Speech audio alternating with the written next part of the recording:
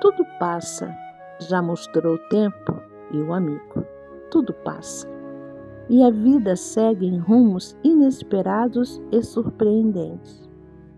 Então, sabedor dessa trilha, não adotes travas em teu olhar.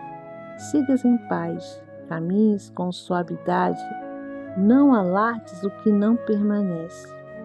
Abrilhantes o que permanece, o que é verdadeiro e eterno.